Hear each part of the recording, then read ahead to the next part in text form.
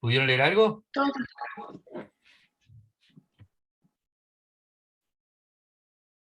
No les escuché. ¿Pudieron leer alguna cosita, algo? ¿Adelantar algo? Si no pudieron, no pasa nada, ¿eh? Todo bien. No, por mi parte, profe, yo todavía no. Voy a aprovechar el fin de semana largo. Me tengo que meter de cabeza al fin de semana largo. Bueno, perfecto. Así vamos planteando las cosas como... Bueno, tampoco me voy a meter, va a ser la charla más conceptual, entonces no me meto en las cuestiones más numéricas, así que con eso podemos manejarnos. ¿Esperamos a alguien más? ¿Podrá ser? Varios que estaban ayer no están hoy. ¿Hay alguno nuevo? Gastón, ¿estabas ayer? ¿Qué tal? Buenas tardes. No, ayer no pude conectarme. Bueno, bienvenido. Quería saber eso, si la clase había quedado grabada y después quería consultar por las actividades. La clase quedó grabada, todavía falta subirla, pero bueno, ya la vamos a subir. De cualquier manera, me decías de las actividades, ¿cuál es la consulta? Sí, ¿para cuándo tendrían que estar? Y si estuve viendo los textos, es que hay que elegir de esos recuadros amarillos, es uno de esos, esas son las actividades de las Sí, consignas. efectivamente, la actividad es sencilla, es simplemente para verificar, o sea, en relación a lo que son los textos y los contenidos, eh, el poder interpretar los casos, ¿no? Los casos son ilustrativos y hay unas preguntitas sencillas como para poder llenar, no sé, media carilla, lo sumo una carilla, nunca más de una carilla, y contestando escuetamente eh, en qué se relaciona el caso o qué vínculo se puede encontrar con los contenidos de los textos de la materia. Bueno, acá se agregaron más. Hola Fernanda, Glenda. Hola a todos. ¿Hay alguien más que ayer no estuvo? ¿O se me pasan? No, están todos, ¿no? Bien. Bueno, así que vamos. Gabriel Capuzzi, que estuvo ayer, hoy probablemente no se iba a poder conectar porque estaba en comisión, en el trabajo. Si podía, se conectaba, pero me avisó ayer que iba a estar capaz medio complicado. Bueno, Gabriel Capuzzi. perfecto. En todo caso, lo verá después por separado. Bueno, vamos a empezar, así nos vamos de lleno a los proyectos de desarrollo patagónicos. ¿Les parece? Bueno, ahí vamos. ¿Me dicen ustedes si se ve? ¿Están viendo? Sí, se ve. Bien. Sí. ¿Se ve? Buenísimo. Sí, Cerré la profe. puerta. Cerré la puerta. Para que no ladre el perro. O sea, si quiere ladrar que ladre, pero que no se escuche. Y una cosa más. Un apuntecito. Y arrancamos. A ver, cuando llegamos a plantearnos el efectivo desarrollo sustentable, porque si hay una cosa que toda la vida me ha pasado, y creo que pasa a la mayor parte de la gente, es que cuando se habla de lo sustentable, entramos en ese ámbito de lo etéreo, inalcanzable, imposible, y poco más en algunos ámbitos de que uno saca ese tema, y es como, lo miran como que está todo bien, todos hablamos de sustentable, dejate hablar pavada, hablemos en serio. Si el ámbito es... Bueno, el otro día me mandaron, ¿no? Mirá, lo podía haber enviado, mandaron un sticker, un economista muy conocido, porque justamente le iba a sacar algunas diapositivas para otra charla, y me pasa, comento que veo unas clases de educación de economía ambiental, y entonces me manda un sticker con un brazo con una curita, con una lastimadura y una curita. Y Claro, no le quise contestar por esa vía, y después me lo encontré. Le digo, un día vamos a tomar un café y vamos a charlar acerca de la curita. Pero bueno, cuando hablamos de sustentable hablamos de estas cuestiones, ¿no? ¿Cuánto se le da de importancia? ¿Cuánta importancia tiene? ¿Hacia dónde vamos? ¿Con qué proyectos vamos? Las posibilidades de poder alcanzarlo y de algún modo, ¿qué pasa si no lo alcanzamos? Pero hablar de catástrofe es fácil, pero hablar del cómo trabajar para tener un éxito en materia económica, social y ambiental, se pone un poquito más denso. Y bueno, ahí está el gran desafío.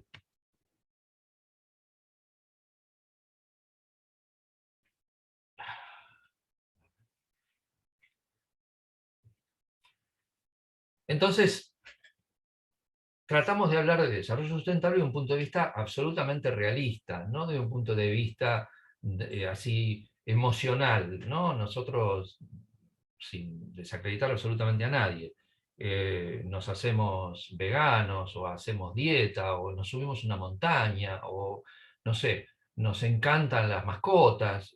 Quiero decir, todo tiene su importancia, pero tenemos que, en este caso, de algún modo cambiar el mundo. Y entonces es una escala como significativa. A veces ni siquiera cambiar el mundo, cambiar el vecindario, o cambiar la ciudad, o cambiar una región, cambiar un país, cambiar. Y si cambiamos el paradigma, tenemos que ver casos que pueden ser sectoriales o generales, y que de alguna manera tengan impacto, ¿no? Y que de alguna manera también sea reconocido eso en el conjunto, no sea nuestro propio delirio, nuestra propia locura. Lo planteo en estos términos, ¿no? Porque si no parece que se nos escapa y que hablamos de muchas cosas y no hablamos de nada. Entonces, decía, los proyectos hay de distintas escalas. Y las producciones que integran los proyectos de desarrollo están cada vez más entrelazadas. Quizá antes el desarrollo que podía producirse en China apenas tenía un vínculo, hace 2000 años, donde todos sabían que existía una China en Europa, pero nadie había visto un chino, y viceversa. Porque en el medio había otras culturas, lejísimas, conexiones muy complejas, y lo que uno le vendía al otro, el otro al otro, y al final cada uno en la ruta de la seda tenía seda, pero tampoco conocía al chino o al europeo, conocía al vecino más cercano. Y del vecino europeo conocía al vecino europeo más cercano, y así era todo. Pero ahora no, ahora está todo entrelazado, y cuando recibimos un producto como un celular, ese producto viene ¿de dónde viene? De todos lados. Si uno cree que viene de un solo lado, compré un Nokia y viene de Finlandia. Tal vez en un principio era de Finlandia, hace no tantos años, 50 años. Pero hoy, vaya a saber de cuántos lugares viene eso que tenemos ahí adentro. Sus componentes, sus minerales, o lo que sea. Cualquier paradigma y cualquier desarrollo se basa en la obtención de energía. Nuestro paradigma actual tiene que ver con la mecánica y con la energía, y básicamente con la energía de los combustibles fósiles, ¿no? La Patagonia es una fuente actual y potencial enorme de energía, y es una fuente de materias primas. En fin, tiene mucho para el desarrollo local y mucho para el desarrollo general, de mayor escala, ¿no? Claro. Entonces arrancamos con proyectos, con la idea de esa Patagonia con un desarrollo energético. Y acá hablemos de potencia instalada, no de la energía producida, sino de la potencia instalada. Acá la Patagonia, en los informes más recientes que pude ver, Camesa, que es quien de alguna manera es el encargado de la distribución de la energía en la Argentina, y de la activación de las distintas fuentes, parte a la Patagonia en dos partes: Patagonia Comahue y Patagonia, por llamarlo, Sur, ¿no? Comahue, Neuquén y Río Negro y el resto. Y claro, la potencia instalada es el 22%. No es tanto, pero es significativo. ¿Por qué es significativo? Porque per cápita es muy relevante, ¿sí? Ahora, cuando vamos al tipo de energía, ahí nos encontramos con otro gráfico que está a la derecha. Fíjense que hay dentro de la Patagonia muy distintos componentes según sea Comahue o según sea Patagonia. No es tan loco el que hayan dividido de este modo. ¿Por qué? Porque en Comahue hay dos cosas bueno, hay una cosa muy gorda que se llama vaca muerta. Y en la Patagonia Sur, que es donde se generó la explotación petrolera, fíjense, en Comodoro, ¿no es cierto? Llama la atención. Hoy por hoy, la explotación petrolífera o gasífera es una proporción muy menor. ¿Qué es lo que hay a la vez muy importante en potencia instalada en lo que es Comahue? ¿No? Estaba mirando, en el gráfico Comahue le agregaron a La Pampa, pero bueno. Hay otra cosa que son las represas que están sobre el río Colorado, el río Negro y el Neuquén. Entonces hay una potencia mucho más grande de ese lado que en la Patagonia Sur, ¿no? Donde hay por lo menos dos represas significativas, pero sobre todo la más importante es Futaleufú. Lo que pasa en el Santa Cruz se verá cuando esté totalmente instalada. Hoy por hoy está a medias y veremos, ¿no es cierto? Pero bueno, ese es otro problema. En cuanto al otro origen de la energía, es la eólica. Y la mayor parte de la eólica está en la Patagonia Sur, ¿sí? Y en Neuquén se están por instalar, se acaban de instalar, creo que este año se instaló uno, pero están más enfocados en las energías de fuente no renovable. Todo esto tiene que ver con lo que hablamos ayer, las disputas para un lado y por el otro, los tironeos, donde cada parte, independientemente de cómo se inserta internacionalmente la producción de energía, cuando hablábamos de cambio climático, o sea, cómo es ese árbol de cuestiones, ¿no?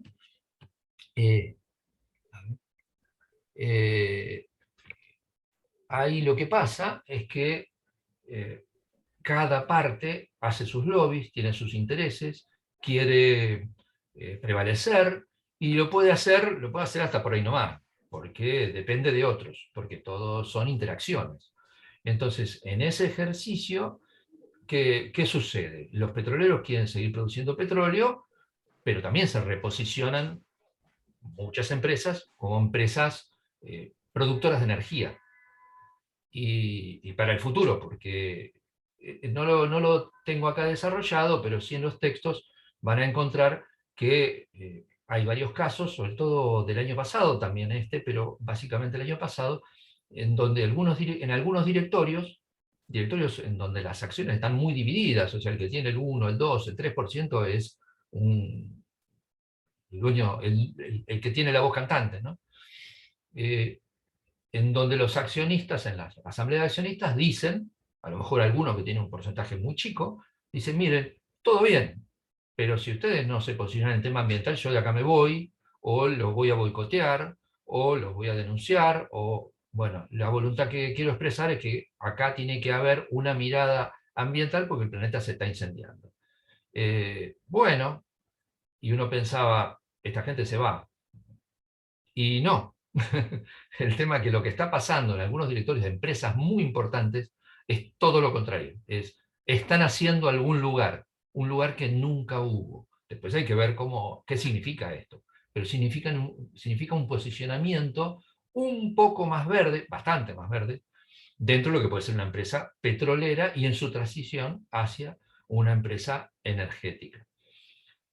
El reciente tema que hubo en Argentina y que sigue, de la generación de la ley de biocombustibles, la 26093, es un tema de estos de disputa de intereses y de disputa de cuánto me importa, de alguna manera, el tener cortes de biocombustibles que suponen una menor afectación al cambio climático, al volcar haze, gas de efecto invernadero, a la atmósfera. Si nosotros desarrollamos vaca muerta tardíamente, como está previsto, mientras todos se van, nosotros llegamos. O sea, llegamos a cenar cuando todos se levantaron.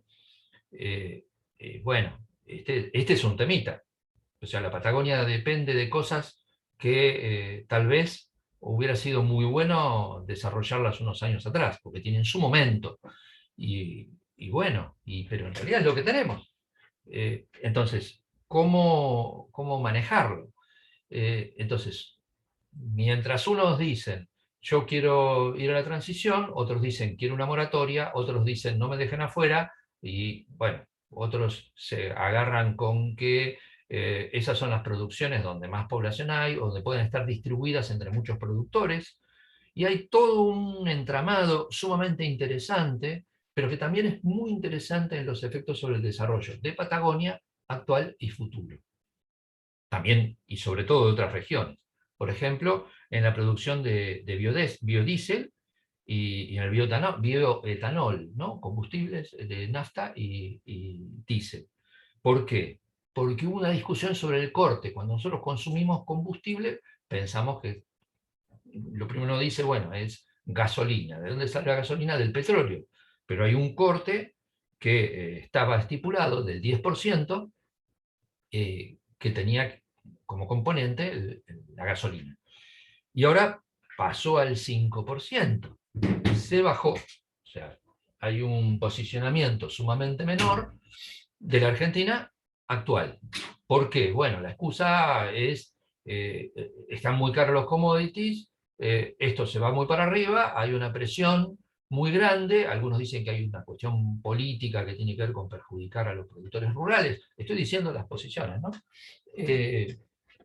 Y después hay un juego muy grande de, tenemos vaca muerta, le vamos a usar, no la vamos a usar. Las provincias petroleras quieren una cosa, las provincias productoras de alcohol quieren otras, que son básicamente Jujuy y Salta. Perdón, Jujuy, Salta y básicamente Tucumán. Bueno, cada uno quiere lo suyo. ¿Córdoba qué quiere? Y Santa Fe. Bueno, son grandes productores de biodiesel, pero en este caso a partir de la soja. Entonces, ¿qué plantean? Bueno, está bien, aceptamos un cierto tipo de corte, pero que haya, que no intervengan los productores, las grandes empresas petroleras, que tengan prohibido entrar al negocio de la producción propiamente del biodiesel, ¿no? O del bioetanol, pero que se queden afuera, que en su reconversión no transformen. ¿Están viendo la aplicación? ¿Estamos o me fui? Porque me salió un Sí, cartel. no, se ve la presentación, están las Sí, se ve. 4 noticias y a vos también se te ve. Ah, bien, bien, bien. No, me salió un cartel que no, ahora sí un instante. Bueno, lo quiero decir porque hay toda una discusión, hubo todo un balanceo, entonces unos pasaron del 10 al 5, otros pasaron del 10 al 6, el gobierno se reservó poder bajarlo hasta el 3%.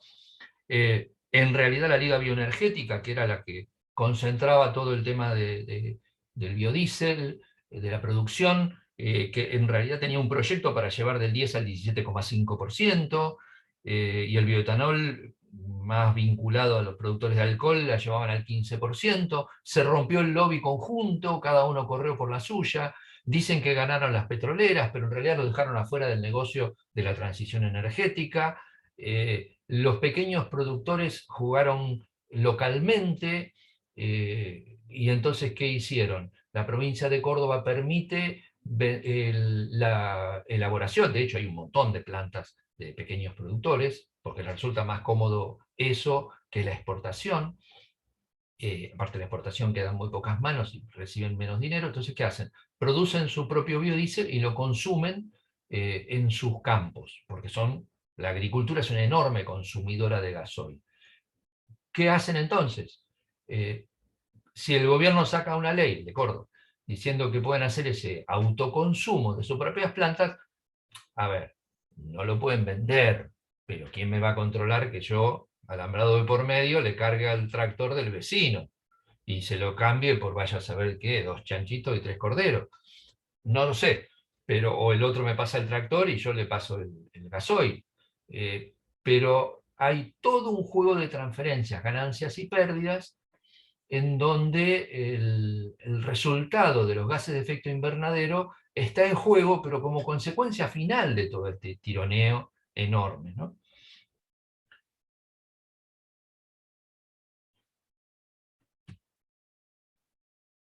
A ver, a ver, a ver. Ahora sí. Salimos de los tironeos de la energía más vinculada al petróleo para pasarnos a la energía eólica. Y fíjense cómo fue creciendo. Yo les había dicho que ayer, que yo tenía al principio, comentarlo informalmente, lo comenté, la conversación, que en el 2018 había sido el último dictado de esta materia, pero que todo cambia muy rápido, en materia ambiental súper rápido, y en desarrollo sustentable, pero anda a los tiros. Entonces, los textos de entonces hubo que modificarlos bastante, los modifiqué mucho, y sobre todo los ejemplos, porque así como hay manuales que son relevantes y que la mayor parte de los principios permanecen, sobre todo en aspectos de economía, de algunos principios básicos, la realidad es que hay un montón de cuestiones vinculadas al escenario que modifican todo. Fíjense entonces la energía eólica. ¿Cuándo arranca en Argentina? Acá es potencia instalada.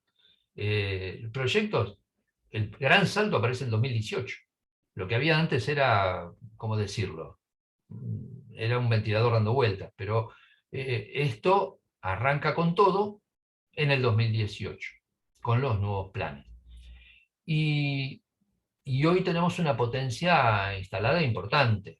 Fíjense, ahí está, en uno de los cuadros, la cantidad de centrales. Son muchas. Ahí, me fui. No, ahí está. Y segundo. Entonces, la cantidad de centrales es bien relevante, y la potencia instalada también es muy importante. En el cuadrito de abajo hay algo que es muy interesante también. Digo, abajo a la derecha. Fíjense cuántas hay en la Patagonia, cuánta potencia instalada, cuánta potencia instalada hay en la Argentina y cuánta hay en el continente americano y en el mundo.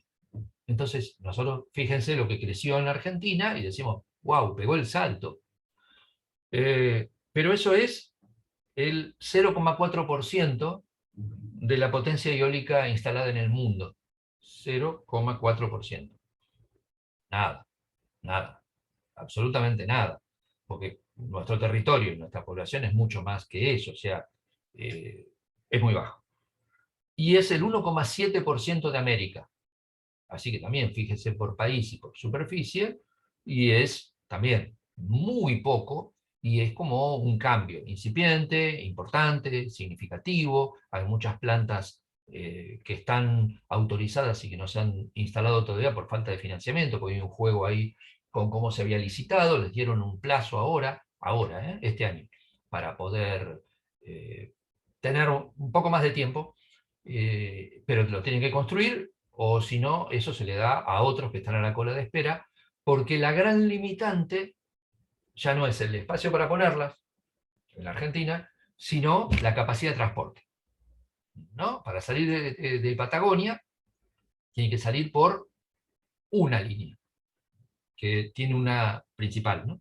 Que está de Puerto Madryn para arriba, y ahí hay una restricción significativa. Hay proyectos para construir más líneas, pero fíjense, todo el potencial tiene un punto de quiebre, como si fuera un embudo, en la capacidad de transporte. La capacidad de producción y exportación de Patagonia en energía eólica es muy grande, pero en ese sentido no puede hacerlo si no hay una un manejo armónico de todas las situaciones.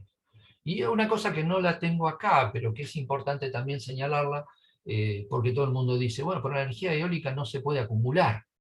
Entonces es un gravísimo problema, porque hay que combinarla con plantas que tienen una capacidad de producción permanente o que se ponen en marcha en el momento, como las de gas, ¿no? La CAMESA dice, uy, no tengo energía eólica, que tiene la prioridad, y entonces conecten los de gas, bajan una palanca, sale el gas, se enciende fuego y ahí está calentando.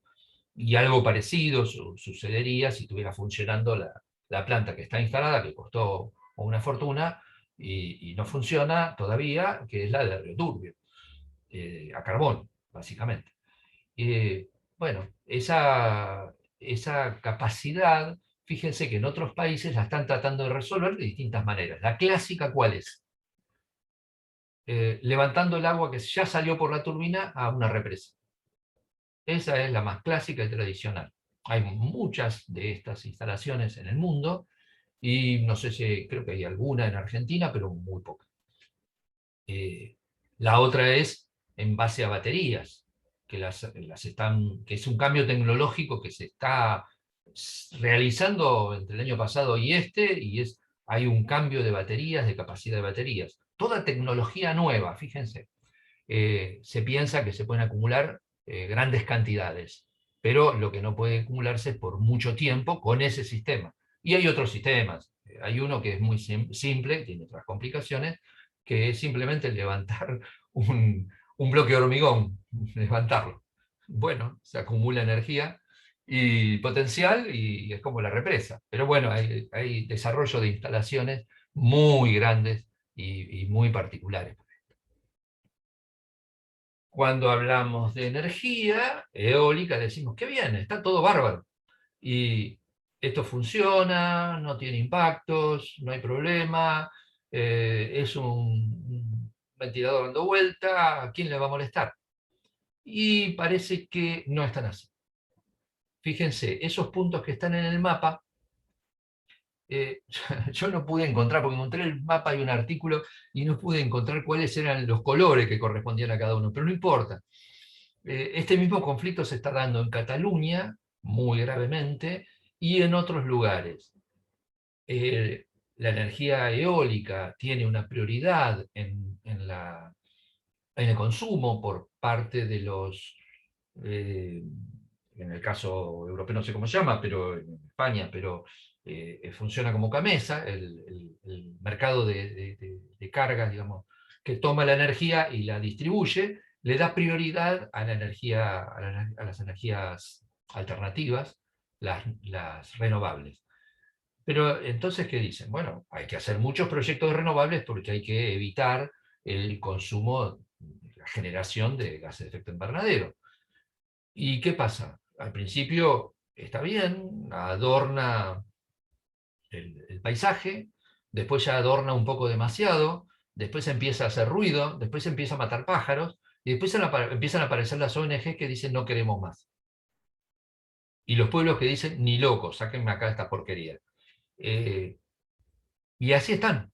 Y estamos hablando, por eso puse el artículo, hace 2 años, en España hay un Plan Nacional Integrado de Energía y Clima, y entonces avanzan con eso, empezaron a tomar proyectos, y se genera una enorme cantidad de presentaciones, porque saben que generan contratos que van a tener no solo ciertos subsidios, sino que el mayor subsidio es que la energía está de algún modo precomprada. Entonces, ¿cómo no invertir en esto? Pero ¿qué es lo que dicen? Que les van a afectar como 10.000 hectáreas en Europa, en los lugares más visibles, con ruido, que las ponen al lado de pequeños pueblos, y que, bueno, hay otros efectos también, hay el reflejo del sol, hay otras cosas, turismo, y ahí van a ver que abajo hay una expresión también que se refiere que, bueno, están protestando porque la factura eléctrica es la misma, o sea, dicen que va a bajar, dicen que, bueno, al final, no les importa tanto la atmósfera, están al lado de la corriente del Golfo, pero de alguna manera el Golfo está lejos, y les importa menos, y lo que tiene cercano y tangible es que se genera poco empleo y que el paisaje, que es el valor mayor al que le atribuyen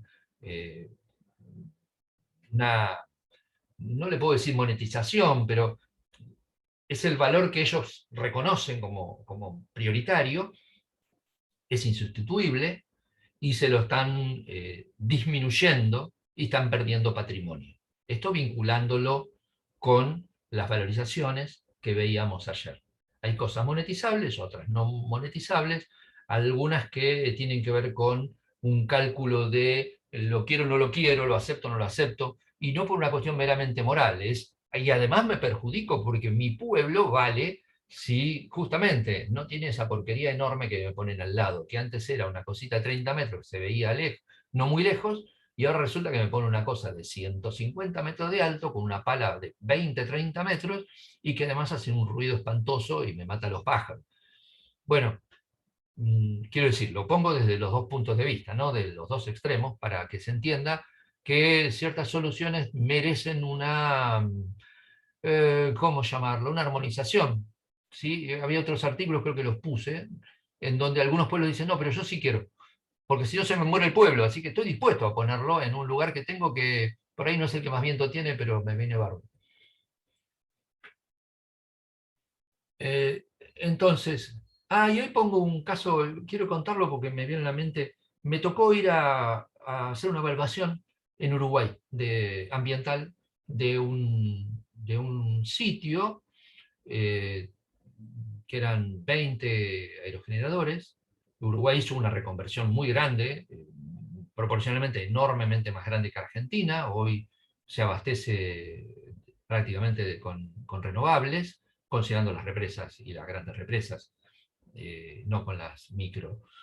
Pero bueno, han instalado una buena, creo que 20 me parece que son, parques eólicos, y me tocó ver uno que estaba en una sierra, está en una sierra cerca de Brasil, en un lugar que es histórico, con una batalla, y tenía que evaluar, o por lo menos tener un concepto, acerca de qué opinaba la parte social de lo que había pasado ya con la planta instalada, porque esto era posterior a la instalación de la planta. Y yo iba con cierta reticencia. Y me agarra el responsable de la planta y me dice, no, vení, vamos. Y me llevó a recorrer el pueblo. Pueblo chiquito, con poca gente, muy humilde. ¿Y qué pasaba? Yo pensé, acá la gente va a estar mirando, esto está cerca, les refleja un poco, no mucho, pero un poquito. ¿Qué van a opinar? Me llevaron a la escuela. La escuela estaban chochos, ¿no? Maestros, todos, no sé, que les habían ayudado, les habían hecho una sala, qué sé yo. Me llevó a ver al intendente, y a la gente de la intendencia, ¿no? El intendente también, pero bueno, uno charla un poco con todos. Ya en la puerta, el símbolo de la municipalidad había cambiado y tenía un aerogenerador, además de la sierra. Y dije, bueno, acá me parece que lo tienen internalizado, no les molestó. Se ve que les da empleo, les deja algo, les arreglan los caminos, y bueno, tal vez para ellos la negociación es buena. Y no puedo decir que no, porque lo que vale es lo que vale para ellos en el territorio, y yo solamente puedo hacer algunas observaciones en ese estado de las cosas. Y además ahí me di cuenta que estaba un poco más lejos de lo que hubiera imaginado. Bueno, yo hice mi reposición, quizá al principio un poco prejuiciosa, sobre la situación en base a lo que realmente vivían los que vivían ahí. Entonces, acá engancho con las evaluaciones cualitativas y sociales. En cualquier proyecto existen beneficios y costos, estos intangibles, ¿no? Algunos tangibles y otros intangibles. Y la cuantificación se logra a veces, y a veces primero uno tiene que hacer la calificación y después calificar todo lo posible para internalizarlo dentro de ese valor. O sea, uno toma el valor de uso y después toma los otros valores y empieza a tratar de cuantificarlos como para agregar y que sumen al conjunto, ¿no? Y obtener un valor total. Y ahí se encuentra, por ejemplo, en el caso de Patagonia es fundamental, porque ha pasado y tiene mucha historia, es una historia que se refleja en el mundo. muchas grandes empresas mineras ven al caso de Esquel y les ha costado, y tal vez sea un extremo, porque el decir que no para siempre la minería se hace difícil, pero porque consumimos minerales por todos lados, todo el tiempo. Pero lo cierto es que había algo que se llama viabilidad social, que no habían considerado, que habían subestimado, que daban por hecho, porque tiraban 3 contratos, 10 contratos, 50 contratos, movían 3 camionetas, 20 camiones, y en realidad venían todos corriendo. Pues no pasó eso, también había una valorización diferente, una experiencia diferente y una sensibilización diferente. Tal vez la empresa minera se encontró con haber subestimado esta situación en su momento. Tal vez las autoridades mismas no tenían claro de qué se trataba, o tal vez entre las autoridades había gente más sensible. Lo cierto es que lo que había funcionado décadas anteriores de una manera, en algunos lados, en otros no funcionaba, y no funciona aún hoy, si lo ven en el términos del conflicto con Chubut, el conflicto actual en Chubut. A mí me había quedado algo, 44% de energía total en Patagonia. No, creo que, si no recuerdo mal, estoy viendo una diapositiva y no había visto el comentario. Creo que se refiere al porcentaje dentro de Patagonia, de la producción de energía, de Patagonia o de Comahue, si no recuerdo mal, esa diapositiva. Si no la vemos después. Y sigo entonces. A ver, evaluaciones cuantitativas, ¿no? No puedo explicar por esta vía lo que es tasa interna de retorno y valor actual neto, porque se me hace un poco complicado con este tiempo. Pero algo puse en el trabajo y el texto, pero básicamente algo expliqué ayer, que, a ver, la tasa interna de retorno es el cálculo de cuáles son los beneficios futuros traídos a hoy con una tasa. ¿Cuál tasa? Bueno, esa tasa. ¿Sí? ¿Cómo logro que ahora lo que puse no pierda plata? Entonces, ¿con qué tasa? ¿Cuál es la tasa entonces que me da, termina siendo una tasa de ganancia? Y tengo con esa tasa una tasa de corte, que es, bueno, ¿cuál es la ganancia? ¿A partir de cuándo? ¿A partir de qué tasa yo voy a trabajar? O sea, voy a decir, sí, me interesa. En un país muy seguro, muy seguro, con un negocio atado, digo, estas cuestiones, por ejemplo, pongo un parque de aerogeneradores en un país que me garantiza que esté funcionando durante 30 años. Bueno, y si tengo un precio, prevendo la electricidad a determinado precio y cierro unas variables, entonces esto me conviene. Y yo, aunque sea un 0,01%, soy capaz de comprar bonos, acciones, participar en una empresa o lo que fuere, y un gran empresario se manda para invertir en ese lugar. Funciona. ¿Sí? Me da arriba de ¿cuánto? Y en un país seguro puede ser un 3%. Y en un país más inseguro puede ser un 20%.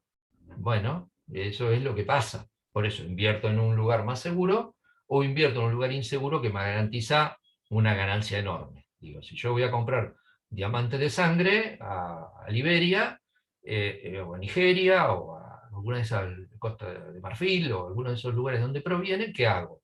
Y a lo mejor yo soy el degenerado que hace eso, entonces si la ganancia es enorme, la tasa es del 500% y yo hago el negocio ahí. Será inseguro, pero no importa, estoy dispuesto a mandar a la zanja a unas cuantas personas y está todo bien, porque, digo, hago mi TIR y me da. ¿Sí? Lo digo, es una exageración, pero si vieron la película y las cosas, la toma de decisiones es la misma, ¿no? Es una barbaridad sobre otra, pero ¿qué pasa?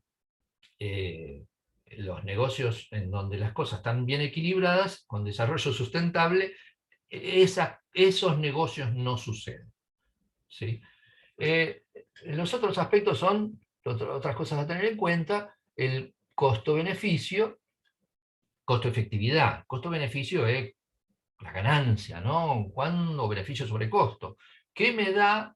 O sea, ¿qué gano y qué tengo que gastar? Así de fácil y sin tasa ni nada. Digo, la tasa la saco directamente. Pero el tema futuro lo tengo que calcular de algún modo. Tengo que saber si gano en el futuro, cómo lo retrotraigo al presente, ¿no? Para eso es el valor, el valor actualmente. El costo de efectividad en las políticas, sobre todo, tiene que ver con la relación, de alguna manera es el costo-beneficio, pero la relación en una política, yo no puedo calcular el beneficio de la política estrictamente, estrictamente de forma cuantitativa, sino lo tengo que calcular de otra manera, digo, a ver, con indicadores de impacto social, cómo funciona, qué logré, o sea, a ver, un ejemplo en un parque nacional bien simple. Yo tengo que controlar la cacería en un parque nacional y hay caza furtiva. ¿Cómo hago? Lo lleno de guardaparques y camionetas y dando vuelta, pongo un alambrado, lo electrifico, me cuesta una fortuna y están todo el tiempo que entran, que salen, que me meten en lío, qué sé yo, y yo estoy siempre, aunque no estén, estoy ahí, con mi gente. Sale una fortuna. ¿Qué puedo hacer? Bueno, calculo las alternativas y tal vez puedo poner cámaras y tener algún cepo en la salida, cuando los pesco con... Está bien, a lo mejor mataron un bicho, se lo llevaron, pero los pesco con el delito cumplido y ese termina en la cárcel. ¿Sí? Por la ley de fauna, está penalizado, código penal, le meto una multa formidable, le puedo quitar el coche, le quito las armas, lo escracho, digo, de algún modo. Es costo-efectividad, por poner un ejemplo súper sencillo de política.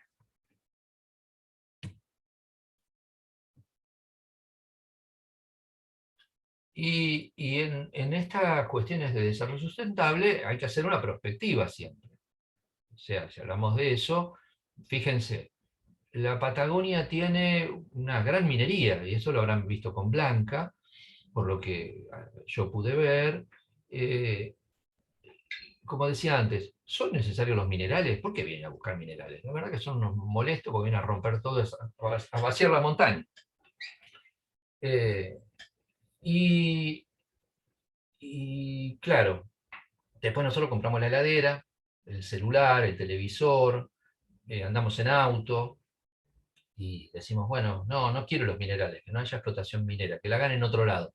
¿Se acuerdan la diapositiva que puse de los chinos? Es fácil decir los chinos tienen la culpa, pero por el otro lado nosotros consumimos eso. O sea, nosotros les decimos a los chinos, dame el celular, el Huawei. ¿Por qué? Y es un poco más barato, me rinde bien, no sé, lo que fuere. ¿Qué tiene el Huawei? Lo mismo que tienen todos. Tiene la batería tiene litio, tiene cobalto, tiene cobre, tiene... Bueno, hay un montón de cosas. Y lo mismo pasa con el coche, y lo mismo. Y a todos damos nosotros órdenes de consumo, nosotros que somos los superambientalistas, les damos órdenes de consumo y les decimos, mira, yo quiero el celular, pero no me pongas ni plástico, porque tiene hidrocarburos, no me pongas, no sé, tantas cosas que tiene, a ver, hasta oro y plata tiene, que en cantidades ínfimas, pero ¿cuántos celulares hay dando vuelta? ¿No? Entonces, ahí le estamos diciendo que saquen donde queremos proteger. Y nos metemos en una paradoja de la que es difícil salir. Y ni cuento de los aerogeneradores y la producción de electricidad. Decimos, queremos aerogeneradores para que se genere un desarrollo sustentable y no mandar los gases a la atmósfera, pero resulta que tienen un montón de materiales, algunos de esos que conocemos y otros de los nombres raros. Neodimio, disprosio, praseodimio. Había una lista de materiales que muchos no escucharon en la vida y yo apenas había escuchado, o alguno ni eso, sin contar con que hay boro, silicio, teluro, cadmio. Bueno, y uno se queja de no, porque vienen por una mina que van a sacar cobre. ¿Sacan cobre? ¿Qué más sacan? ¿Sabemos lo que sacan? ¿Está valorizado lo que sacan? ¿Realmente tenemos control de lo que sucede ahí? ¿Hay un procesamiento local? ¿Estamos generando empleo en función de eso? Entonces se nos llena la cabeza de preguntas, ¿no es cierto? Acá preguntan, Paola, ¿no es posible recuperar los minerales de los productos en desuso? Sí, tal cual. Es posible, pero siempre es un ciclo como vimos ayer. Una parte se recupera, una parte se pierde. No hay una recuperación 100%. Y además es caro. Entonces, hay partes y partes, siempre una parte termina en el desecho. Pero aún así, de lo que se podría recuperar, está lo que se podría recuperar, como el plástico, y lo que en realidad se recupera, que es mucho menor de lo que se podría recuperar. Pero en ese camino tenemos que ir, porque no, en unos años el agotamiento de los materiales va a ser enorme, y mientras tanto vamos a tener que dar la vuelta a la Tierra, a la capa de tierra que tenga algo, lo vamos a tener que dar la vuelta hasta los 100 metros para abajo si nos descuidamos, ¿no? Pero sí, acá también agrega Juan, la extracción se mide por obligaciones juradas. Y sí, en algunos casos hay inspecciones, tampoco es que todo el mundo es tan ingenuo, y las secretarías de minería y los funcionarios tienen que intervenir en esto, pero hay toda una puja, porque además muchos de estos materiales, ¿dónde están? En pocos países detectados, y en otros si están no sabemos. Uy, acá alguien agrega, Juan, 2 inspectores para todo Santa Cruz. Ya, bueno, que deben saber mucho y deben detectar mucho. 6 para San Juan. Bueno, no hace falta que agregue nada. No hace falta que agregue nada. Pero bueno, el futuro está en manos de eso, porque eso es lo que vale. ¿Dónde están la mayor parte de las tierras raras? En China. Entonces, cuando se pone un poco nervioso Biden y dice ciertas cosas, o también Trump, porque no quieren que controle ciertas cosas, ciertas tecnologías, como por ejemplo el 5G, China, ¿por qué lo hace? Por la tecnología, pero también por los materiales, porque después ellos no van a poder hacerlo con esa tecnología, no van a poder competir. Y ahora están buscando, 2021, ¿dónde están esos materiales? Porque son estratégicos en Estados Unidos. Entonces, ¿ustedes creen que acá no están? No lo sabemos, pero que no lo están buscando, estén seguros que sí, porque es la gran limitante de este desarrollo, del paradigma actual, ¿sí? En fin, esto es todo un tema para alcanzar los ODS sin ponerlos de cabeza. Y otro tema que es un gran driver de desarrollo sustentable, porque queremos que sea sustentable, la electrificación del transporte. Y ahí están los carteles. Pero resulta que esto, no sé, en el 2018, por poner esto de la última clase, sí, todo el mundo hablaba de eléctricos. Y había algunos eléctricos. Tesla estaba fabricando, la había visto, y después se llenó de plata, pero la había visto y estaba en la parte inicial. Ahora, resulta que todos los fabricantes de automotores ya están pensando en, primero lo negaron, al año siguiente dijeron puede ser, y en el año actual están poniéndole fecha a la finalización de la construcción de motores no eléctricos. ¿Dónde? En Europa, en Japón. ¿Dónde los van a seguir produciendo? Imagínense dónde. En los otros mercados, que nos vamos a quedar más atrás, y nos vamos a contaminar un poco más, porque cada vez compramos más coches, pero de alguna manera no podemos poner esos cepos que ponen ellos, porque no solo quieren contribuir, sino quieren estar en la punta de la tecnología. ¿Y después qué van a hacer? Nos van a vender los coches a nosotros, pues no somos fabricantes per se de autos. Se fabrican autos, en Argentina se fabrican muchos autos, pero esto es un tema también a tener en cuenta, porque es un posicionamiento real. de hacia dónde va el desarrollo sustentable, y si vamos a un 2050 en equilibrio, de acuerdo al convenio de biodiversidad, entre lo que se capta de carbono y lo que se emite a la atmósfera, entonces estos son los componentes, los drivers fundamentales, y los vamos a tener que ver en un desarrollo sustentable de la Patagonia. Y acá hay otro driver, otro significativo elemento de juicio para los modelos internacionales de desarrollo, que está en los ODS, pero está fundamentalmente, porque los ODS remiten al convenio de biodiversidad, y uno dice, bueno, pero el convenio de biodiversidad le importa a 3 biólogos y a 3 locos verdes. No, ya tiene que ver con evitar el desequilibrio. ¿Qué propone el convenio de biodiversidad? Y lo firman casi 200 países. Y lo firman y van firmando todo lo que sigue después, y lo van ratificando. Argentina, por supuesto que también. Un ordenamiento territorial. ¿Cómo? En el 2011, el 2010 en realidad, se aprobó que hubiera un 17% de las tierras que se designen como áreas protegidas, y un 10% de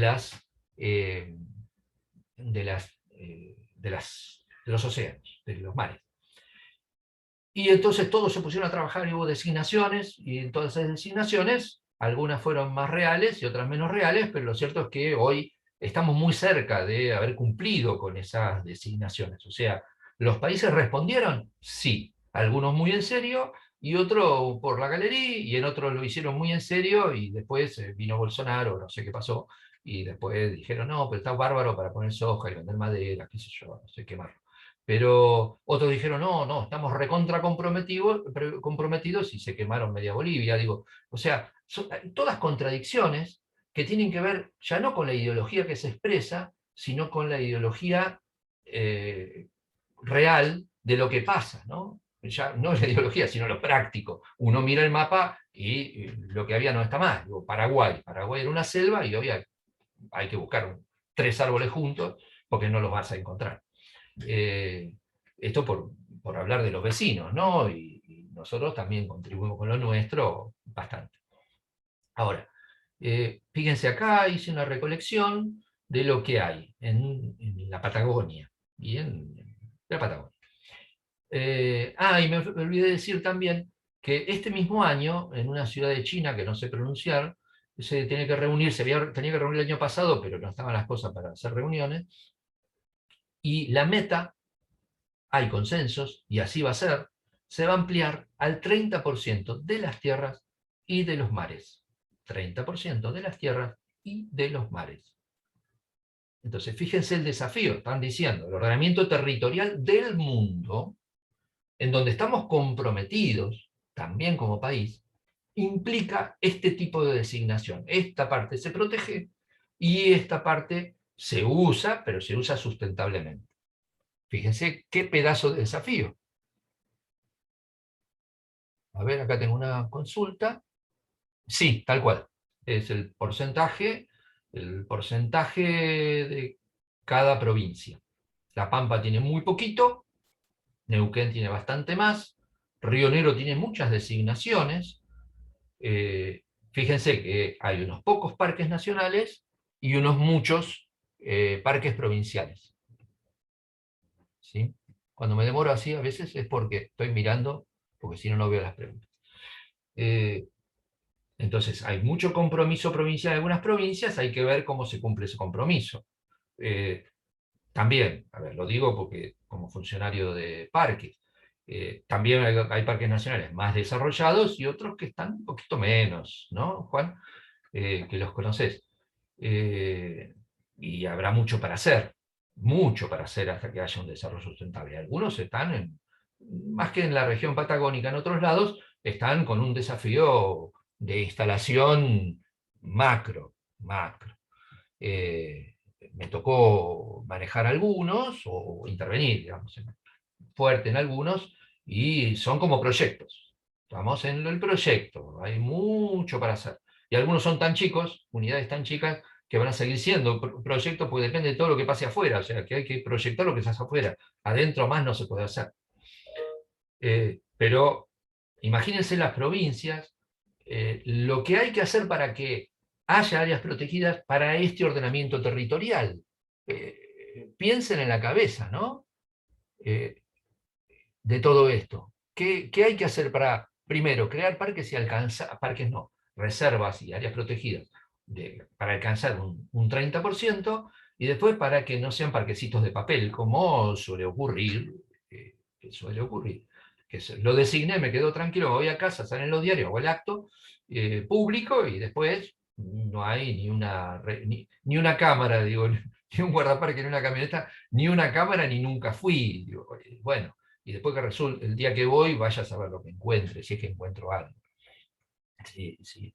Bueno, pero además hay otra cosa con este brutal 30%. Fíjense, incluiría los mares internacionales. Están buscando una gobernanza de mares internacionales. Qué desafío, ¿no? Acá, no me acuerdo, también para los que trabajan en el tema del océano. ¡Qué desafío! Estoy cambiando. Ahí está.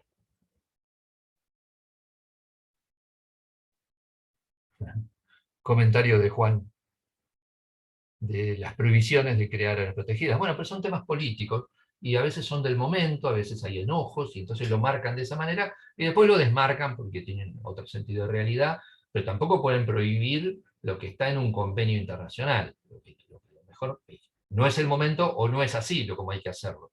Y hay que llegar a otro tipo de manejos que sirvan y armonicen con todos, siempre que los funcionarios tengan la mejor intención de lograrlo, ¿no? Entonces, seguimos con esta cuestión de perspectiva patagónica. Cuando hablamos de desarrollo sustentable, hablamos de cosas concretas. Pero tenemos que hablar de Río Turbio. ¿Por qué? Porque es una ciudad que se transformó en algo muy importante para Patagonia, y es muy simbólica. Y vamos a producir eternamente carbón. La central tiene que producir sí o sí, y bueno, hay una inversión hundida enorme, que si no funciona carbón tendrá que funcionar a gas. Pero ¿dónde está el gasoducto? Bueno, no sé. Son cosas difíciles, ¿no? ¿De qué va a vivir esa gente? Hay un ferrocarril, ¿sirve? ¿Funciona? ¿Van a exportar carbón? ¿A quién le van a exportar carbón? ¿Va a comprar alguien carbón en algún lado? Vaca muerta, es otro tema relevante. ¿Vamos a hacer funcionar Vaca muerta? ¿Saben que quienes están poniendo instalaciones eólicas y solares en grandes cantidades enormes? Arabia Saudita. Bueno, por algo debe ser, ¿no? Pues ellos también quieren vender energía, son especialistas en energía. Además de comprar a Messi, algunos de los jeques, a través del PSG, bueno, tienen que seguir conservando la fuente de ingresos, y para poder contratar al próximo Messi, o pagar a este, porque caro les sale. Ahora, ¿cómo lograrlo? Y cómo Argentina, que no es Arabia Saudita, pero que tiene ahí enterrado una enorme cantidad de un recurso, que siendo recurso no es dinero, pero que si lo saca, está sacando gases de efecto invernadero, digamos, está sacando carbono y lo está tirando, revoleando por el aire. Entonces, ¿qué hacer? Lo mismo pasa con el turismo. Turismo, pero ¿cuál? Porque acá cambió todo. Hay un turismo que se hacía antes, que genera muchísima producción de gases de efecto invernadero, y otras cosas, otros desechos y porquería, y cambios sociales y demás, y a lo mejor esto cambia. Si le agregamos además el COVID, díganme si va a ser igual. A lo mejor es igual al principio, pero ¿cuál es el que queremos? ¿A dónde vamos? Con pesca lo mismo, con energía verde también, porque no es cualquiera esa energía. O sea, ¿qué va a ser? ¿En qué momentos? ¿De qué manera se va a ser productora de energía? ¿Y cuán verde va a ser esa energía? Todo tipo de servicios. ¿Qué servicios? En un mundo que se mueve a favor de los servicios, en donde las grandes empresas de servicios, digo, a ver, Mercado Libre vale mucho más que YPF, y en poquito tiempo. Entonces, A ver, el 2018 valía menos. No sé, tomo el 2018 porque cuando actualicé las cosas. Entonces, ¿vamos hacia empresas de servicios de mucho valor, o en Patagonia vamos a producir materia prima? ¿Agroganadería, la tradicional, o una ganadería y una parte agrícola de mucho más valor? ¿Vamos a seguir comprando productos que lleguen a Comodoro Rivadavia desde Mendoza o Buenos Aires? O no sé, eventualmente de Bolivia, porque queremos tener todos los productos todo el tiempo, todo el año, o Río Gallegos, pagando una fortuna. Eh, Digo, ¿con qué costo de transporte y con huella de carbono? Y ni digo el transporte, bueno, todos estos son los que definen cuál es el paradigma. Entonces, en esto de proyectos de desarrollo, implica muchas cosas. Todo esto que dice ahí, ¿no? Quiero entrar en detalles, están en el texto, pero implica impactos, impuestos, empleo, un montón de cosas. Los impactos irreversibles, hay un detalle de las cuestiones en Brasil, que es otro tema de debate, pero ya hace muchos años se ha venido consolidando, y impactos irreversibles de todos los grandes proyectos dejan mucha plata y generan un fondo que es el sustento de áreas protegidas nacionales y provinciales. No sustento total, pero una parte significativa. Entonces, ¿cuál es el paradigma? Y nos llenamos de preguntas. Otra vez nos llenamos de preguntas. ¿Hay alguno? ¿Lo vamos a pensar? ¿Lo estamos pensando? Todos decimos que lo tenemos, pero ¿armoniza? ¿O es el de cada uno y se queda ahí y nos volvemos locos y no invocamos una cosa más armonizada, más común, ¿no? Más potenciada entre todos, que permita asegurar a la población un objetivo? Porque hay que definir políticas. Y esas políticas están basadas en generar calidad de vida y posibilidades de producción para ella, que sean mejores que las actuales, obviamente. Eso es lo que queremos. Y entonces, los gobiernos tienen que tomar las iniciativas para lograrlo. Y además tienen que fomentar la privada. Y los privados tienen que encontrar la forma de generarlo sin degenerarlo. Y entonces hay que hacer muchas cosas, analizar costos, establecer criterios, monitorear cómo funciona. Lo digo así, de esta manera rápida, porque se generan impuestos, pero no todos generan impuestos, pues los impuestos van para arriba y después van para abajo, porque también son una etapa, cuando pasan de cierto nivel. Entonces, en esto de las políticas, a esta cuestión de costo-efectividad, costo-beneficio, todo como quieran verlo, hay una serie de costos a tener en cuenta, ¿no? Entonces la producción tiene que ver con esto. ¿Cuánto la impulsamos? ¿Cuánto la penalizamos?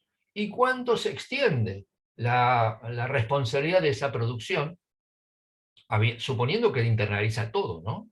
Y suponiendo que hay capacidades y sabemos cómo internalizarla.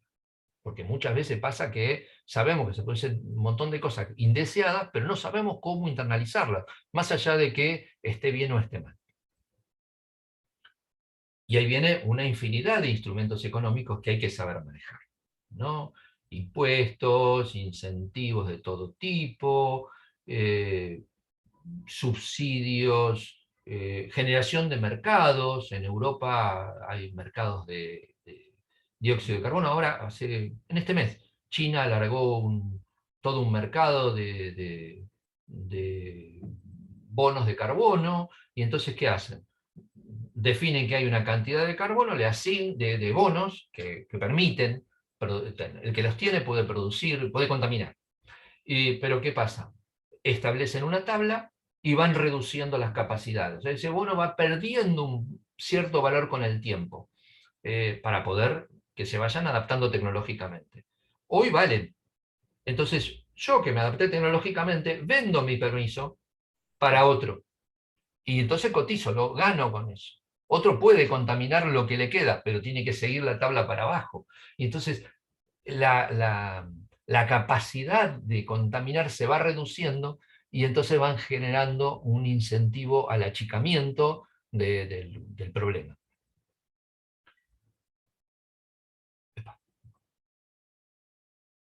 Y sí, esto lo voy a subir, pero denme tiempo. A ver, ahí está. Y entonces acá aparece una cuestión que tiene que ver con la frontera de posibilidades de producción. Merece tratarlo con más tiempo, no me quiero extender, pero, a ver, hay una cantidad de recursos. Fíjense el del cuadro de la izquierda. Hay una capacidad de recursos disponibles. Supongamos que tenemos dinero, o lo que tenemos es, no sé, una capacidad financiera, para hacerlo sencillo. Entonces, en mi casa, ¿qué puedo? Necesito vestirme y comer. Y entonces tomo una decisión y me ubico en un lugar en donde gasto el dinero, y entonces me ubico sobre la raya esta, que es ¿cuánto? El acuerdo de cuánto. Hasta ahí llego, me da hasta ahí. O consumo de una cosa o consumo de la otra. Y me pongo en un lugar que está en la raya, me gasto todo el dinero del sueldo y voy circulando por esta raya, B, C, D o E, lo que sea. Si me gasto todo en alimento, ese mes no me compro ropa. Y si me gasto ropa, este mes no como. O me hago invitar por otro. Pero y si voy todo el mes, creo que me va a ir mal. Tengo que cambiar los amigos. Ahora, si yo la plata no la supe crear, la raya se me corre hacia la izquierda, que es el cuadro que hay a la derecha. Si gasto demasiado, o sea, compré con la tarjeta de crédito, ¿qué me pasa? Y que después voy a tener un problema, que es imposible, yo no puedo sostenerme, no me puedo sostener ahí, no hay forma. Bueno, esto pasa también en las industrias, fíjense, la lógica es la misma de cuando decían, tampoco quiero entrar en detalle de unos u otros, ni mucho menos, pero cuando discutían sobre economía o salud, y economía o salud, pongan acá de un lado economía o salud, ¿dónde me pongo? ¿Solo economía o solo salud? Bueno, hay una frontera de posibilidades. Esto se puede aplicar para cualquier cosa, ¿sí? Pero también sirve para decir, si voy a producir, no sé, muebles, yo lo puedo hacer si tengo suficiente cantidad de madera, o si tengo determinada energía, quiero poner algo que es de mucho consumo energético, en algún momento me voy a quedar sin energía. Bueno, ¿a quién se la estoy quitando? ¿Qué es lo que pierde? A nivel de un montón de agregados económicos o microeconómicos, hay sectores que van a tener una capacidad de acceder y otros sectores que van a quedar afuera y a lo mejor no van a poder. Es mi frontera de capacidades. A ver. Bien.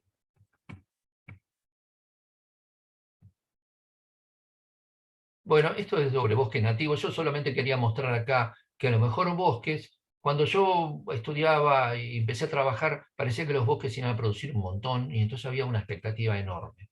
Y después resulta que llegamos a esto, ¿no? ¿Qué es lo que hay en Patagonia? O sea, ¿por qué no es un gran motor del desarrollo? Y porque lo que hay de bosque nativo, ¿cuánto es? Y es proporcionalmente chico. Y fíjense, la pampa, que es la que más tiene, en realidad son bosques que están un poquito usados, un poco destruidos, y anda a buscar un caldén, ¿no? En que esté en buenas condiciones, o sea que era maderable. ¿Cuántos pisos se han hecho de caldén? Pero ¿cuántos caldenes quedan? Y entonces es algo que hubo y ya no hay, o no hay en condiciones. Y además, fíjense cuánto tiene de parques nacionales, o de reservas, o lo que sea. Lo que está en rojo, ¿no? Nada. Ahora están por crear, hay 2 proyectos interesantes, básicamente 1, 2, pero hay un compromiso. Pero bueno, estas son las que pasan. Una anterior. Acá, fíjense la cantidad de forestaciones. Uno dice, bueno, pero tiene un potencial forestal. ¿Y cuánto es lo que se logró? Bueno, Neuquén tiene una cantidad significativa. ¿Y cuánto tienen los demás? Y un poquito Chubut. ¿Pero es un gran motor de la economía? No, no es descartable, pero bueno, hay mucho que hacer. Y acá viene otra cosa muy interesante. La curva de Kuznets, que en realidad hoy se habla mucho. Perdón, voy a volver a la de los arbolitos. A ver si puedo. ¿Por qué no puedo? No me responde. Bueno, lo digo lo de los árboles. Están puestos por la ley de bosques, rojo, amarillo, verde. verdes son los bosques explotables, amarillo lo más o menos, y rojo lo que no se pueden explotar. Pero los verdes son los que terminan siendo deforestados, en general, ¿sí? Dicho groseramente, ¿no? Disculpen la grosería técnica. Pero bueno, la curva ambiental de Kuznets es interesante porque en realidad Kuznets nunca la hizo. Kuznets lo que hizo en el año 55 fue vincular ingreso per cápita, o sea, el desarrollo, ¿no? Con la inequidad. Entonces, ¿qué decía? Que en la medida que una economía crecía, había un aumento, cuando se disparaba, había un aumento de la inequidad. Pero con el tiempo, casi milagrosamente, las sociedades tendían a equilibrar eso. ¿Por qué? Aparecían las asociaciones profesionales, porque la sociedad ponía más exigencia, pero básicamente lo que decía, porque había más capacitación. Al haber más capacitación, los distintos actores podían interactuar y lograr mejores resultados. Es un poco interesante, parece ingenua, ¿no? Pero se planteaba como hipótesis. Hipótesis de la que hay muchos estudios, y muchos estudios recientes también, y latinoamericanos, muy, muy profundos, y en donde algunas sociedades se cumple y en otras no se ha cumplido. O sea, funciona no como una ley, sino como una hipótesis. Esta es la conclusión de los estudios. Pero es interesante para seguirlo, a ver si pasa o no pasa, y por qué pasa y no pasa.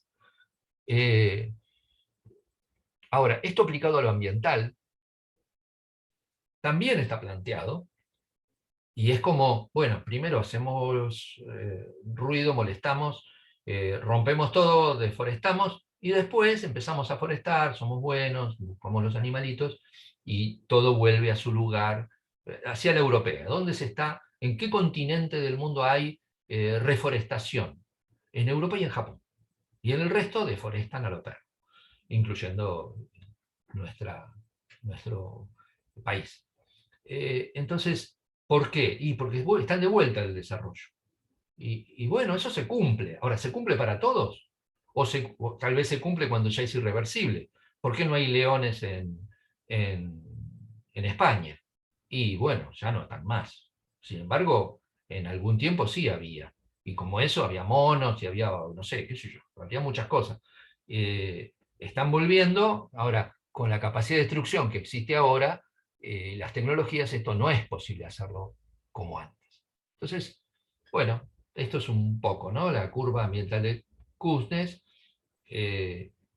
analizado en distintos estudios, dicen, bueno, la inversión extranjera directa, como análisis, especialmente en Latinoamérica, pero en cualquier país del mundo, hay estudios que dicen, y acá está el dato, la relación entre contaminación e ingreso per cápita. De algún modo, la contaminación tiende a aumentar con el ingreso per cápita y a disminuir a partir de cierto umbral.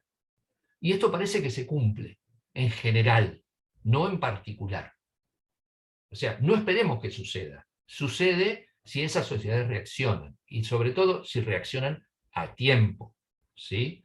O sea, no voy a salir a nadar, por decirlo acá, al riachuelo. No, no tengo ganas. Y cada uno tendrá su muestra de la mayor porquería de externalización de las contaminaciones que puede imaginarse. A ver, si están en Trelew pueden ir a disfrutar de las lagunas rojas, y por ahí les encanta porque son un paisaje divino, pero esperemos que no sea así. Digo, es difícil retornar de eso porque es más contaminante que la miércoles. Bueno, entonces hay una serie de cosas, pero también hay datos en la cuantificación que países que han puesto regulaciones muy importantes lograron bajar su contaminación, y países con muy baja regulación y muy poco impuesto al respecto de eso, tienen una contaminación espantosa, y sin embargo no avanzan en su desarrollo ni en su ingreso per cápita. Están estancados o están a la baja, ¿no? Entonces hay que tener en cuenta esos procesos y hay que monitorearlos para ver hacia dónde vamos y cómo volvemos, ¿no? Y ahí está el tema. si nuestro modelo es puramente extractivista, ¿qué tenemos que hacer? Porque si solamente vamos a sacar, y lo más barato, a ver, no solo son los términos de intercambio, como se decía antes cuando estudiaba mi estudio original, digamos, esto era el planteo, ¿no? Los años 70, 80, digamos, el deterioro de los términos de intercambio, nos íbamos para atrás, el petróleo, qué sé yo, bueno, todo iba para atrás. Pero la verdad es que no es solo, la dinámica ambiental es otra, ¿sí? Es otra. Se suma el deterioro ese, en donde a veces hasta pueden faltar alimentos y pueden ser más caros y convenir en determinados ciclos, como ha sucedido recientemente y ya sucedió en otra oportunidad, pero también es cierto que por esa vía también estamos destruyendo el ambiente y tenemos que volver a encontrar herramientas, tal vez tener algún inspector más en alguna provincia, pero no solo inspectores, sino incentivar para que vayan para otro lado, permitir ciertas cosas, no solo prohibir. La prohibición no es solo el motor del desarrollo sustentable. Y un poquito, esto es un planteo interesante. O sea, ¿vamos camino al desarrollo sustentable o estamos un poquito encajados? ¿No? Es un tren en Bolivia, que es la foto, ¿no? Y de ahí tenemos que ver.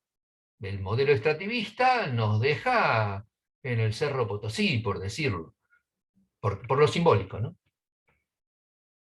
O nos lleva a una situación como esta, que es prístina y es maravillosa, es única, extraordinaria, y todo el planeta nos aplaudiría por haber tenido ese éxito.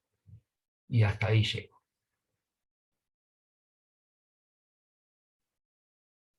¿Están ahí todavía? Sí, profe, acá estamos. Comentarios. Hola, Juan.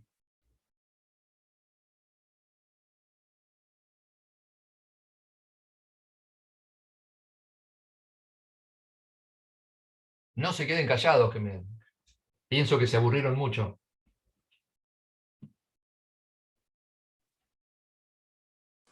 No, al Estuvo contrario. buenísimo, profe. Al contrario, como dice acá la compañera. Sí. No, súper interesante, la verdad. Quedó muda, pero, pero no por aburrida, digamos.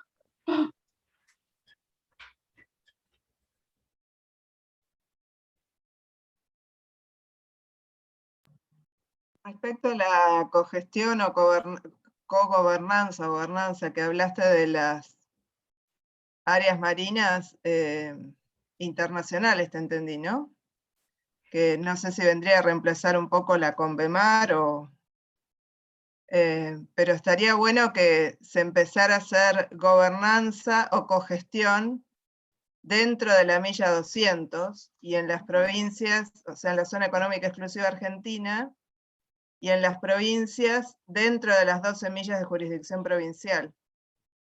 En muchos casos es bastante verticalista cómo actúa la autoridad de aplicación y toma medidas bastante inconsultas, sobre todo en los sectores que tienen menos capacidad de lobby, por decirlo de alguna manera, por ejemplo la pesca artesanal.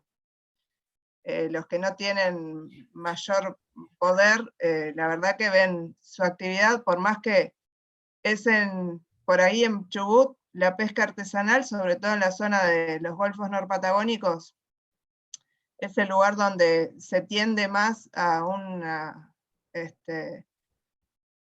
sustentabilidad, a un desarrollo sustentable. No son para nada escuchados y no son tenidos en cuenta y no tienen apoyo del gobierno, lamentablemente. Ni municipal, bueno, municipal capaz un poco más, pero provincial seguramente que no.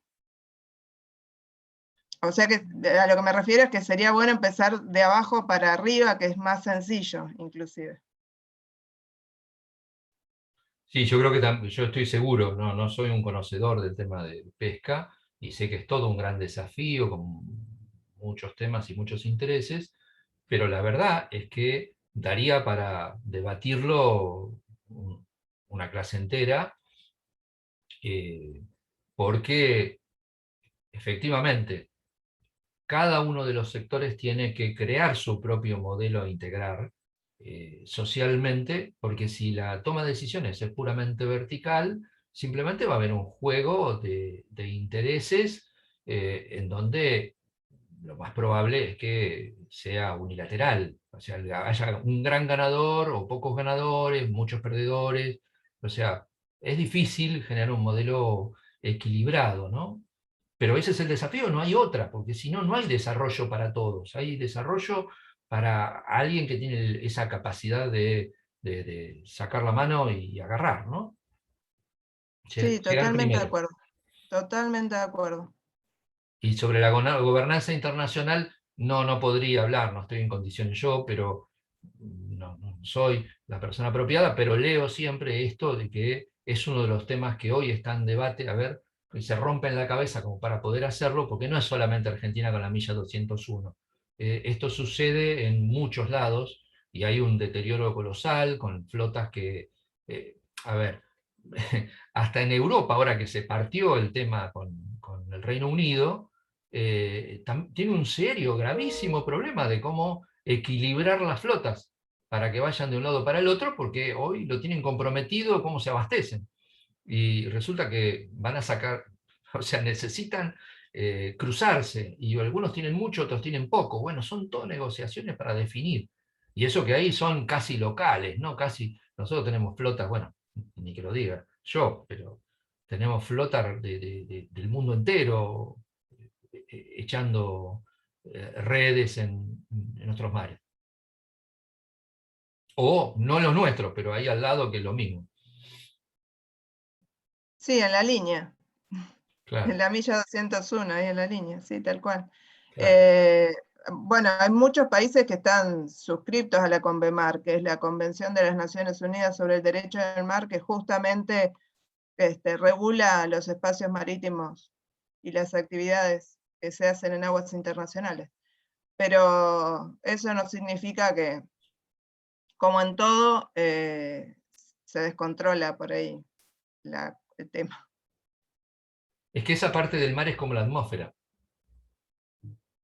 Es de todos, no es de nadie, todos se apropian y está cambiando, porque hay grandes poblaciones de peces que están cambiando, pero que dependen también de lo que sucede en los mares territoriales. Entonces hay una cantidad de inversiones para hacer, de protección, de cuidado, bueno, y después resulta que todo termina en que alguien limpia el mar, vaya a saber cómo, o la otra, que es alguien contamina el mar de una manera espantosa, como vemos en el Pacífico con los plásticos, ¿no? O en el Atlántico Norte. ¿No? Externalidades e internalidades. ¿Otros comentarios? No, y justamente lo que decía Glenda, que para esa diferente poder de lobby que tienen, ¿no es cierto?, los actores, y justamente quien tiene que poner un poco de equilibrio ahí en favor de los que menos poder de lobby tienen, es el Estado, ¿no es cierto? El Estado es el que debe resguardar y garantizar los derechos de quienes tienen menos capacidad en cuanto a medios para poder hacer valer sus derechos. Justamente es una gran responsabilidad, de los estados, que muchas veces no se cumple,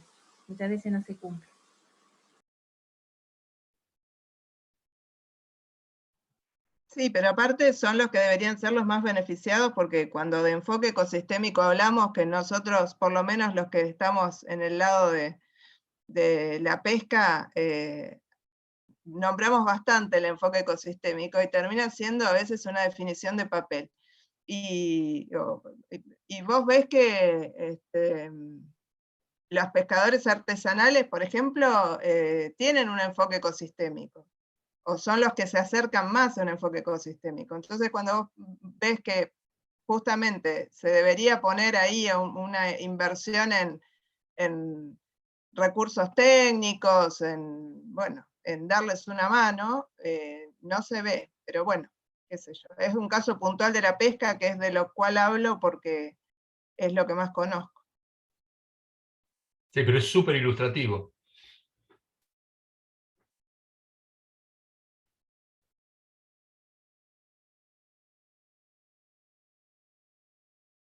¿Otros comentarios, otras cosas, participantes?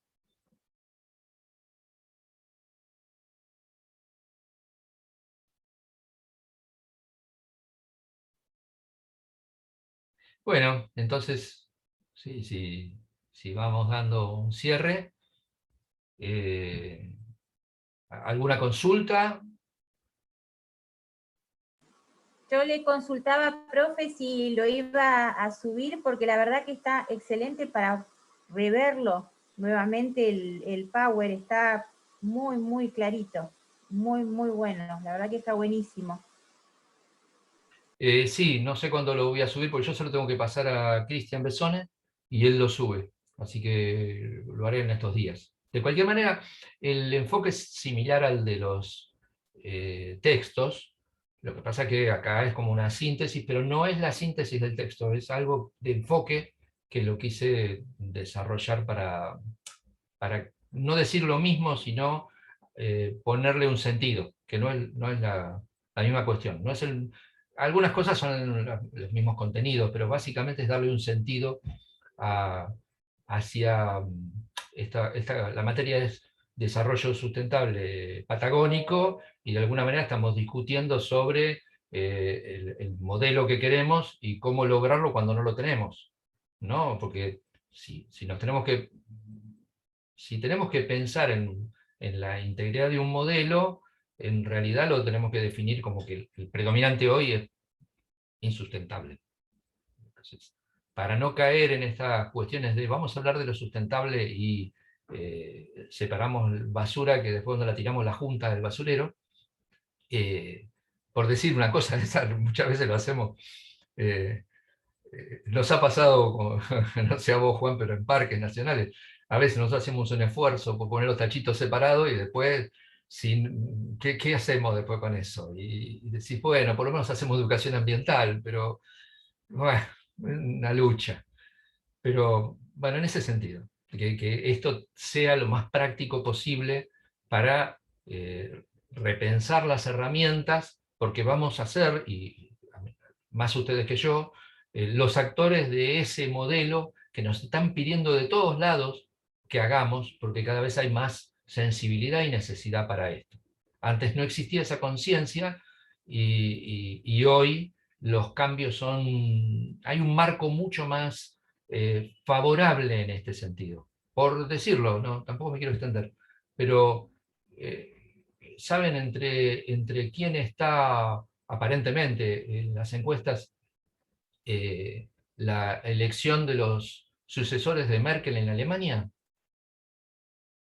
Entre el socialismo y el Partido Verde, que es un partido verde de gobierno, no es un partido verde de posicionamiento ideológico sencillo, es un partido de gobierno. Fíjense, eso hubiera sido impensable en un país central. Imagínense que contra Trump hubiera estado un partido verde y le ganara. Es como el día y la noche, ¿no? Esas cosas raras que pasan. Pero hay una evolución rápida, muy rápida.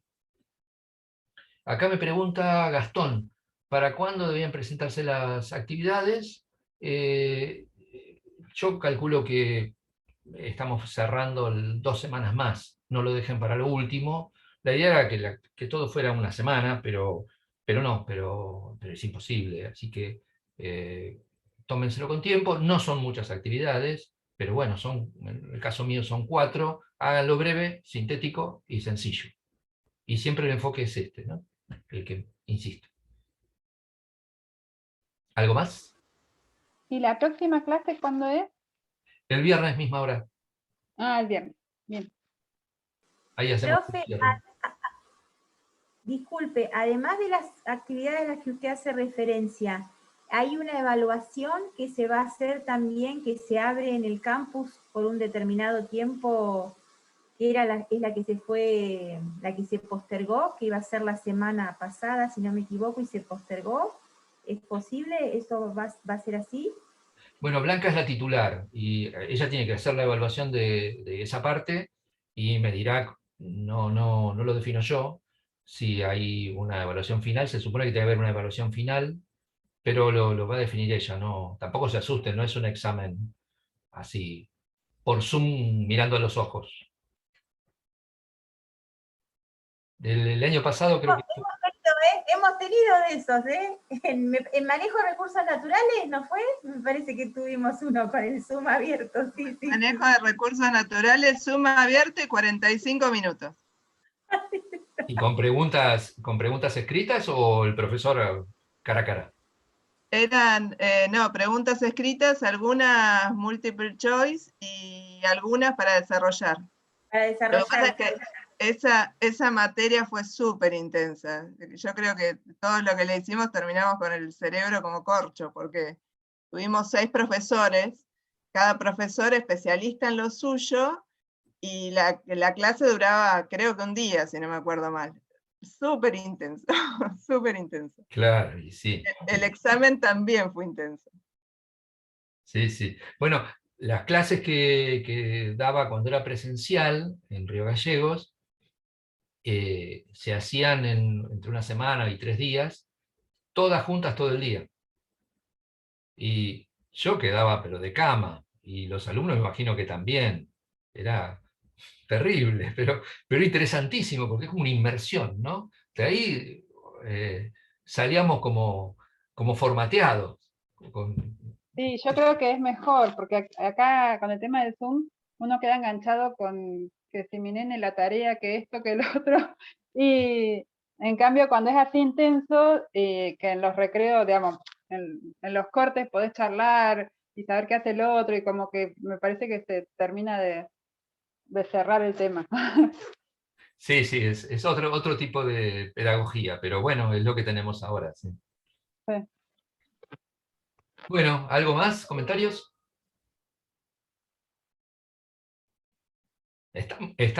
Vamos cerrando, nos excedimos 15 minutos del tiempo previsto. Yo no tengo problema, pero bueno, no quería dejar ni de exponer ni dejarles lugar a ustedes para cualquier inquietud. Bueno, los espero el viernes y espero que les haya gustado y que haya sido claro. Hasta entonces, que la pasen bien. Gracias, Hasta el profe. viernes. Re interesante luego. la curva ambiental de Kuznets, ¿eh? Yo la primera vez que la vi, la escuché, me pareció súper interesante. Muchas gracias, profe. No, por nada. Chau, chau. Hasta luego. Chau, chau.